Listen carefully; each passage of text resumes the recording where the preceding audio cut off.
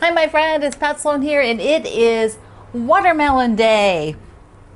Worldwide Watermelon Day. Is that a thing? Well, it is, I guess. Here it is on the calendar. It is Watermelon Day. I want to show you this table runner that is from American Patchwork and Quilting magazine. I made it years ago, but I went looking in the stacks of quilts and couldn't find it. So it's in there somewhere.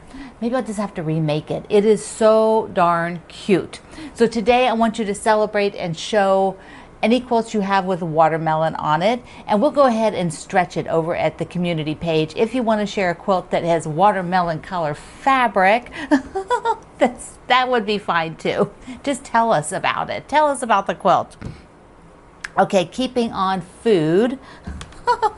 If you are part of the morning chat when this goes live, or just before, it's not live, just before it airs in the mornings, it's all recorded, but just before it airs, we just have about 15 minutes in the mornings where we chat. There's usually up to about 300 quilters worldwide. And usually a couple of the quilters will put the little icons that I brought donuts and coffee. And it's just so much fun. And sometimes there's a cake that's thrown in there if somebody's having a celebration.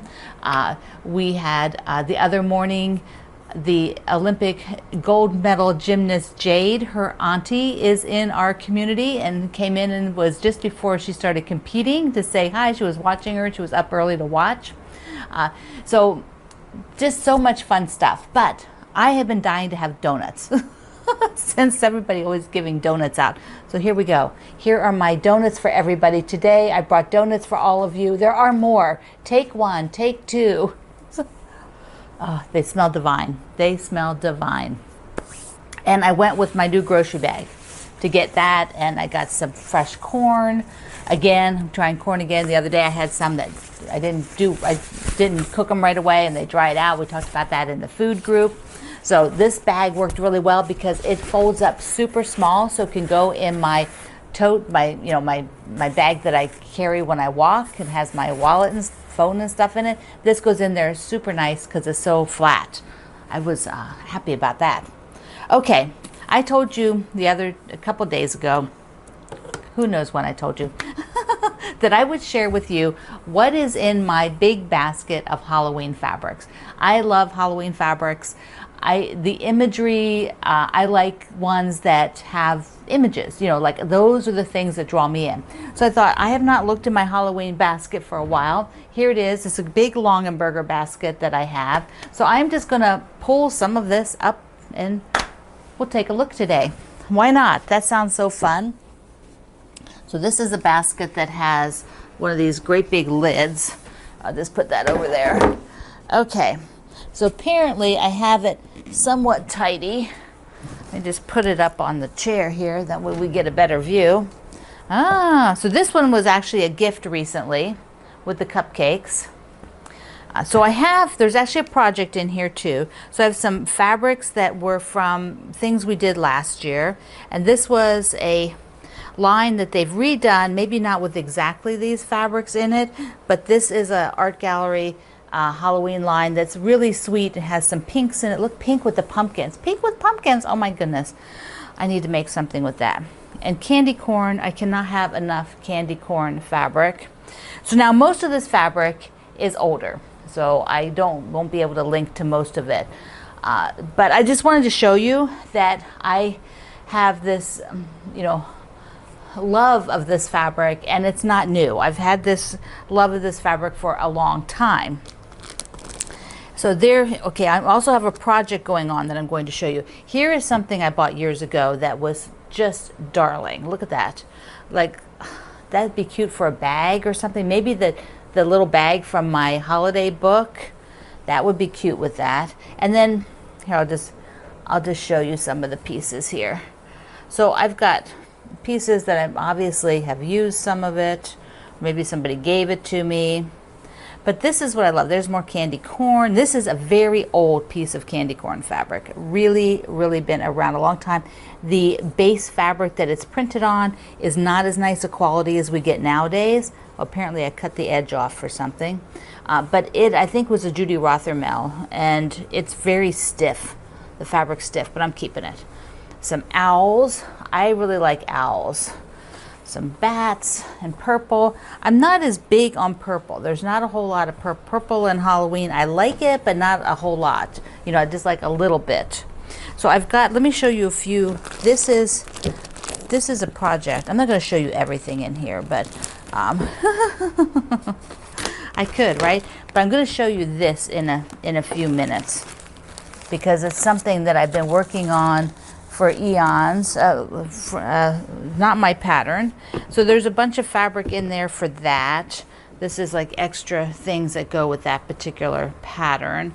So that's all kept there. And then the rest of this is just my other Halloween fabric I've collected. And there's a few novelty type ones I want to show you that were out. This is sort of the Grumpy Witches. This is Alexander Henry, and it calls Life's Width. That's the name of the fabric. Okay, Life's Width. Which was supposed to be which? It says no width. W-I-T-H. All right. So I just thought they cracked me up. I thought it'd be good for a backing someday, or a border. And then, you know, there's just more bats on white. Then I like these kind of prints with the newsprint sort of stuff. Cute, cute pumpkins, because pumpkins can be fall, so they don't have to have just Halloween. And then I have a lot of, oh, here's another one. This was from my friend, the Vintage Workshop, Amy Barrickman. So she did these sort of vintage era looking prints. And then here's another with the newsprint kind of stuff that, I don't know, it says October. See, October 31, so cool. Another big spider web. I think I was going to use this in a project, but I like that big spider web. Here's a cute one. Bunch of just images. See, I like the images, all the graphics, the black cat, the funky house. And then I got more candy corn. I hope this isn't boring you. More candy corn. So you have to collect this over time because you just don't get this stuff in a day. Now this one has a bunch of words, which I think is very fall-like. They're probably, what's this say?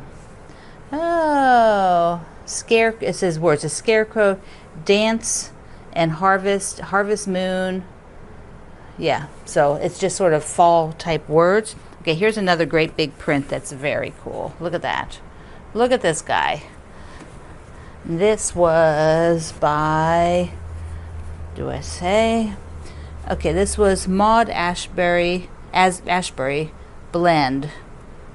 Spooktacular. Who knows? I don't know if that company, I think, is still in business. And then just some more orange prints. Here's some ghosts. Great big ghosts. Look at the scale. I like the big scale of that. The same thing, Maud Ashbury. I have to look whether that's still a company. There's the Ghastlies. Were any of you into the... Okay. This is so much fun. Were any of you into the Ghastlies? I didn't get a whole lot of it, but I do have a piece or two. These are these crazy people when they did all different kind of... The images were like all different kind of stuff. They're a bit ghastly. They're a bit, you know, gruesome. They're not cute. They're not cute. but there you go. I had a batik. So then a bunch of dots. More dots, more dots.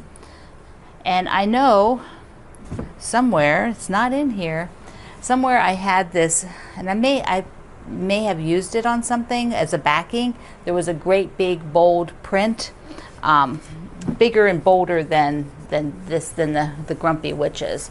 You know, it was another kind of a print with a big cat. So I'm not sure where that is. All right, so let me just show you this pattern that I've been working on from another designer. And I've done a few of hers for myself, just doing them for fun. I'm stuck on the chair. Okay. So this is by Verna. And here's the pattern. So this is Verna's. You'd have to get it. I'll link you to a place to get it, either to her website or Amazon. So this is, I'm doing these by hand blanket stitching because at one point when we were doing a lot of travel, I just wanted some handwork, and I didn't want handwork that was, you know, hand applique. I just wanted something easy. So I thought, well, I'm just going to do them by hand blanket stitching. So they're fused down in hand blanket stitching. This is not going to get a lot of use. So here's the ghost. And I've done quite a few of the pieces. So, and I'm just using, like I went through and picked all these different fabrics. You know, someday I'll have to put them up on the wall and see how they're looking. The big skeleton, I have not traced him off yet. You know, he's kind of large. You know, he's got a lot going on there. So I think that, you know, my friends have offered to have like a tracing party, like they help me trace him. I may have to take them up on that. Here's the cauldron. So I've got hand embroidery and hand blanket stitching. Here's the candelabra. So I have a lot of the blocks done over the years, and I've probably been hand blanket stitching these for way longer than I should. I mean, I haven't worked on them for 2 years. So it's been 2 years I haven't probably done anything on them. And prior to that, I would do a little bit, you know, every time maybe not every time I traveled, just sometimes when I traveled. So it was very sporadic. It's a cute bat and a spider web. Lots and lots of, here's the back, so you can really see the hand blanket stitching on the back. I'm using 12 weight Aurifil. Okay, so that's, I've got all the fabrics collected. I need to pull, I think I still have this piece somewhere that I'm going to use for here. Not exactly like that, but I think it was probably in that pile. I gotta find it to be sure. Okay, my friend. That is my Halloween fabric collection. That was so fun to go through. And some of those oranges now, I'm like thinking, do I need to keep them in with the Halloween? Because anytime I want orange, I can just go into my orange bin. They don't need to be kept with the specialty fabric. I generally keep the fabric by color. So I might rethink that when I fold these back up. Oh, before I forget, come over to Facebook to my community, Quilt Along with Pat Sloan at 4 p.m. My time zone, which is same as New York City, and I'm going to do a live chat on Tuesday. All right, I love you. Go make a watermelon table runner today. It is so cute. We're going from watermelons to Halloween. So I love you. Mwah. See you online.